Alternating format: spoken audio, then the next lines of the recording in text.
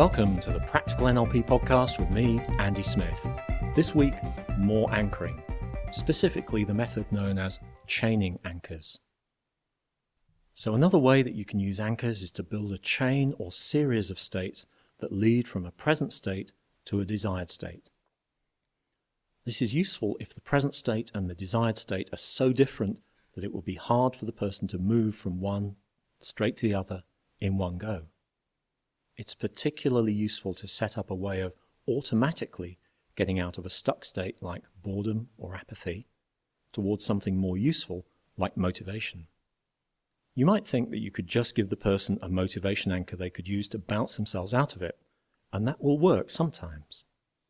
But when they're in that stuck state, they may be feeling so unmotivated that they don't actually feel motivated enough to use the anchor, or don't remember they have it, or don't believe it'll work. In that situation, a chain of anchors that pulls them out of this stuck state automatically is going to be a very elegant solution, because they don't have to consciously think about it. This is another one of those patterns where it's easier to have someone else help you install the anchors. It's one of the things we practice on the live training. Although, if you want to have a go yourself, you can certainly do it. Here's how it works. A state can be the trigger for another state when you make a neurological link between them. There's a great chapter in the book Change Your Mind and Keep the Change by Steve and Connie Ray Andreas, which is a great book about submodalities, where they get their seminar participants to recall the effects of taking their favorite recreational drugs. What's the first thing that tells you when it's kicking in? Where in your body do you feel that? And then what happens? Where do you feel that? And so on. And the person associates into the kinesthetics of each stage of that process as they describe it. And of course, as they do that, they're conditioning in a neurological link between each of those sensations. And the Andreases take them back to the first step, and each sensation acts as an anchor that triggers off the next step. So from that point on, they can get the effects of taking that drug whenever they want without needing the physical drug to get them, which could be quite useful to a druggy sort of person. This is an important point, by the way. The main reason people take drugs or drink or smoke cigarettes or eat cream cakes is to change their state. It gives them the most reliable way they know of bringing about a state change, even if, in the case of the cigarette, the state change is just relieving nicotine craving. When people have effective ways of changing their state, such as setting off a resource anchor, they don't need to resort to taking things that will damage them anymore. They still have the choice to use those things, but they don't need to. The anchor works just as well or better and doesn't have the damaging side effects. Okay, setting up a chain of anchors. This is the process. Step 1, identify the problem state that you want to get out of. Step 2, decide on the desired end state. Step 3, decide on the intermediate states to get from the problem state to the desired state. You might have 1 or 2 or maybe 3 intermediate states. In theory, you could have a chain that was any length, but why would you bother making it longer than that? The intermediate states should be dynamic, high-energy states that can easily change into the next state. My friend Jonathan Altfeld at altfeld.com/mastery, which is appropriate as he's a real master of NLP, uses a great analogy of airline routes. You know, you have some airports like Schiphol or Atlanta that are hubs. Lots of routes fly into them and out again. And a lot of people change planes there en route to somewhere else. And then you have other airports that are a terminus, pretty much the end of the line. And when you fly there, there isn't really anywhere else you can get to from there. So your intermediate states should be hub states like curiosity that you can easily move on from, rather than something like rage or worry that's hard to go anywhere else from. The first intermediate state needs to have enough oomph, enough welly, as we say in the UK, to pull you out of the starting state. It can even be something mildly unpleasant like impatience. That will get you out of most states pretty quickly. And of course, it should be easy to get from each state to the next one. It should feel like a natural route. One way of finding a natural route that will work for the person, assuming you have someone who isn't in the stuck state all the time, is to find out how they've got out of that state in the past. and use the stages of that journey as the intermediate states in your chain. Okay, so now you've got your chain designed and ready to install. Step 4. Elicit and anchor each state separately, beginning with the problem state. So you're going to need separate anchor points for each one. Test them as you go and break state after each one that you anchor, especially the last one. Kinesthetic anchors are the easiest to use for this purpose, and the knuckles on one hand give you a nice easy sequence of 4 or 5 if you use the thumb places to anchor the sequence of states. You may need to stack the intermediate and end state anchors to get the required intensity, but don't stack the first one. If this is the first time you've heard this podcast, by the way, and terms like breaking state or stacking anchors are new to you, go back and listen to the preceding couple of podcasts and they're explained in there. So now you've got a series of separate anchors. Number 1 is the problem state, number 2 is the first intermediate state, and so on. Step 5. Condition in the links between the anchors in the chain. Fire off anchor number 1 and notice the response. When that peaks, fire off number 2 and let go of number 1. When number 2 peaks, fire off number 3, and so on. You can repeat the sequence a couple of times to condition it in some more. Step 6. Test by firing just anchor number 1. The client should move through the intermediate states and end up in the desired state. If they don't move through the states, repeat the conditioning sequence as needed. Step 7. Ask the client, how do you feel about whatever name they use for their problem state now? Pay attention to their non-verbal reactions rather than just what they say. Step 8. Future pace. What's going to happen next time you're in that kind of situation? Again, pay attention to the non-verbal response, and you're also looking for a congruent verbal response. So that's setting up a chain of anchors formally, as if you were a therapist and the client had come to your consulting room. Now you can also set up chains of anchors conversationally. For example, if you enjoy telling stories, you could tell a story that leads the listener or audience through a chain of states, starting with where they are now and ending up with a desired state. If that story was really memorable and successful in evoking those emotions, you can tell if it's working by paying attention to your audience. Then the next time you mention the first part of the story or the name of the main character in it, they will go straight through the chain and end up in the desired state. Alternatively, you could tell several stories with different content but the same structure, leading them through the same sequence of states. The repetition will help to condition in the state chain. If you use the same voice tone to start each story, one you don't use anywhere else, then the next time you use that voice tone, it will set your audience off through that chain of states. If you think that sounds like an unusual or outlandish thing to do, stand-up comedians use that exact same method all the time. They might anchor the states they want with a voice tone, or a gesture, or a facial expression, or a verbal catchphrase, and usually the voice tone as well as the words will be the same each time they use the catchphrase. Let's have a look at how to use anchors in real life. We've shared with you the basic techniques for setting anchors, stacking anchors, and chaining anchors. Those techniques are there for training purposes. In real life, you'll be using anchors moment to moment on the fly, and you probably won't be working with a person identified as a client, sitting them down, explaining beforehand what you're going to do, and taking them through every single step of a technique as written down.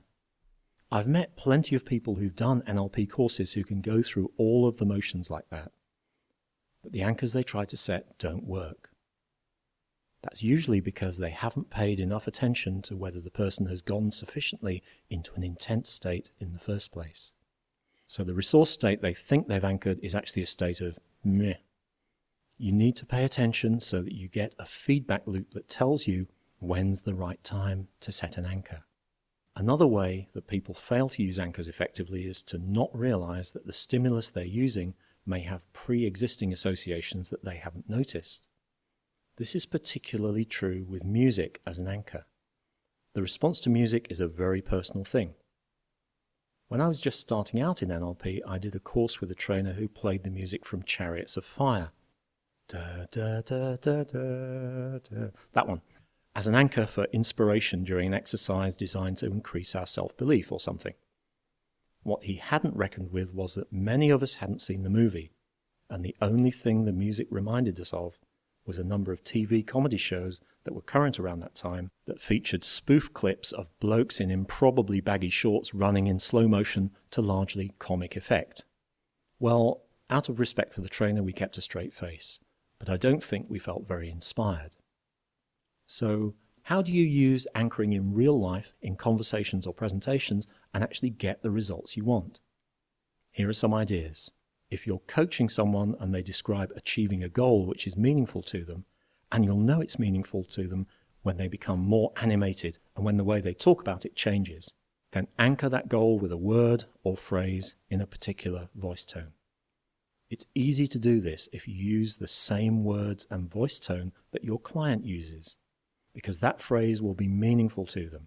It already exists as an anchor for them. Now, if later on in the coaching session the client seems to lose motivation, perhaps if they're considering obstacles to getting there, you can fire off that achieving the goal anchor. Use that word, use that tone of voice. At the unconscious level, that will bring back the motivated state. At the conscious level, they'll feel that the effort to get there is worthwhile. If you're presenting to a group and you have to deliver some bad news or uncomfortable truths, use what's called stage or spatial anchoring. The idea is that if you stand in a particular spot in the room, that spot becomes anchored to a particular state. So to deliver your bad news, you'd move to a different spot in the room and don't go back there once your bad news has been delivered. You could probably make the group nervous just by going back and standing in that spot. If you're in perhaps a sales meeting and you've just made a real gaffe that's not gone down well with your audience, you can dissociate yourself from it by stepping out of that spot, pointing at where you were and saying something like, "And that, of course, is something that we'd never do." Similarly, if you're following a speaker who's bored or upset the audience, make sure that you stand in a different spot from that speaker. Or if you're all at a sit-down meeting around a table, make sure you don't use the same voice tone as the unpopular speaker. As you experiment with using visual, auditory, and kinesthetic anchors, it's also worth knowing that if you set an anchor in the primary representation system that a person is using at the time, which you can tell from the person's predicates, the sensory words they're using, they'll probably notice that you're doing it. If you set an anchor in a rep system that they're not using much, it will probably be out of their conscious awareness. It's worth experimenting with setting anchors both in and out of people's conscious awareness, and noticing which gets more of a result when you test them. So in this program, we've had a quick look at emotional intelligence, why it's important, and some ways NLP can help with it. We've done a focusing exercise to assist you in being more aware of your emotions and the messages they can give you. We've talked about what anchoring is and how it works. The 4 steps to anchoring, which have the acronym, if you don't remember it right now, then your ears will probably feel hot when you do. Elicit a powerful desired state. Anchor it by introducing a specific stimulus as the state changes. Revert to the neutral baseline state and set off the anchor to test it. EARS. Those 4 steps. We've also learned the 5 keys to anchoring using Tad James's acronym I-turn. And because you've got that acronym, you remember what the keys are. Intensity of the experience. Timing of the anchor. Uniqueness of the anchor. A replicable stimulus, and the number of times you make the association. We've also learned how to set a resource anchor for yourself and also the circle of excellence process, how to stack anchors, and how to add future pacing to the process to make sure the change works when you need it in the real world. We've also discovered processes for chaining anchors and effective state elicitation.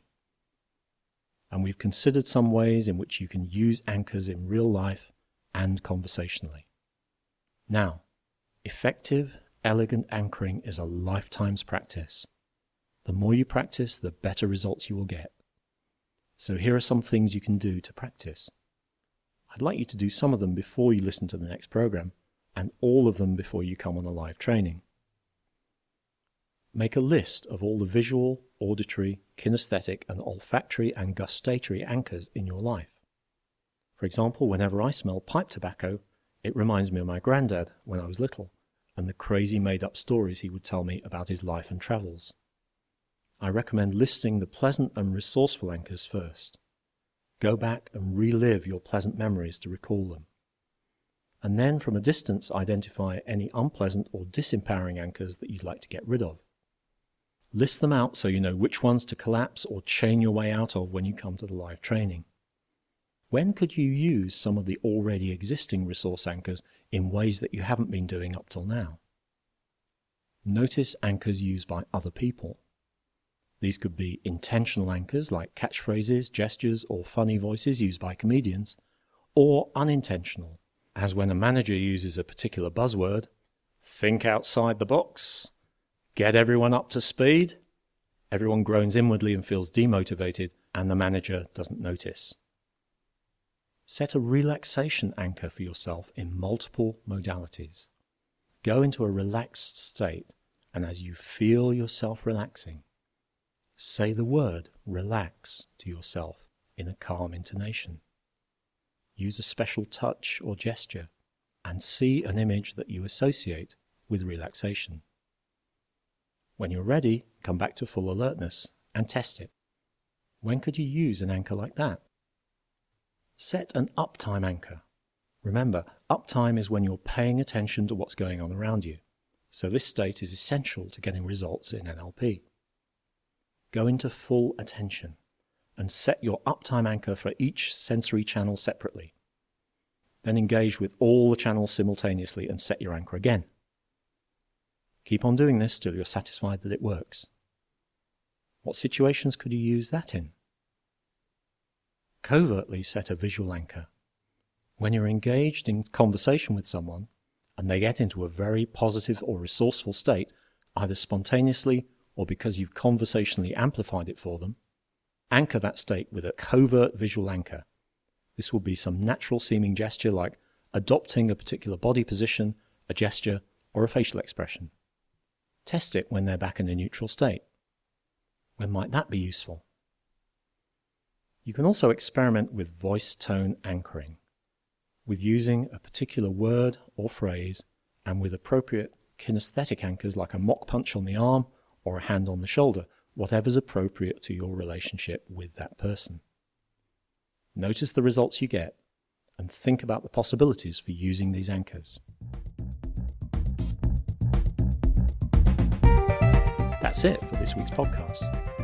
See you next time.